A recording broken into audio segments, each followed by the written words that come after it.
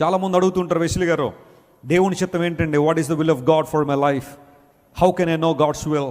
దేవుని చిత్తం నేను ఎలా తెలుసుకోవచ్చు అని చాలామంది అంటే, దానికి ఆన్సర్ పౌలు చెబుతున్నాడు, నువ్వు మారు మనసు పొందకుండా నువ్వు దేవుని చిత్తాన్ని ఏం చేయలేవు, తెలుసుకోలేవు. మారు మనసు పొందకుండా దేవుని చిత్తాన్ని తెలుసుకోలేవు. ఇప్పుడు ఫర్ ఎగ్జాంపుల్ ఈ మందిరాన్ని మీరు చూస్తున్నారు, లోపల ఎలా ఉందో తెలియాలంటే మీరు లోపలికి రావాలా, బయట నుండి కూడా తెలుస్తుందా? లోపలికి రావాలి. లైవ్ వస్తుంది కదండి, అప్పుడు చూస్తాం కదండి, కాదు, అది వద్దు.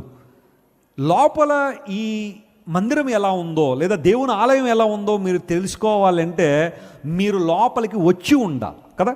లోపలికి రాకుండా లోపల ఎలా ఉందో మీకు తెలియదు. బయట ఉండే నేను లోపల ఎలా ఉందో తెలుసుకుంటానంటే నువ్వు తెలుసుకోవాలి. ఎప్పుడు కూడా దేవుని చిత్తం తెలియాలి అంటే నువ్వు మారు మనసు పొంది లోపలికి రావాలి, దేవుని సంఘంలోకి రావాలి. దేవుని చిత్తంలో నువ్వు నాటబడాలంటే ముందుగా నీకు కావాల్సింది నీ హృదయం మారాలి, నీ మనస్సు మారాలి. మారిందనే హృదయం? ఇంకా పాప స్వభావంలో ఉండిపోయావా? పాప బంధకాల్లోనే జీవిస్తున్నావా? పాప బానిసత్వంలోనే బ్రతుకుతున్నావా? యేసు ప్రభు ఈ లోకానికి ఎందుకు వచ్చారంటే మనందరినీ పాపపు కాడి క్రింద నుండి విడుదల చేసి ఆ బానిసత్వంలోంచి బయటికి తీసుకొచ్చి తన రాజ్యములో తన సంఘంలో మనందరం ఉండాలనే ప్రభు యొక్క ఆలోచన.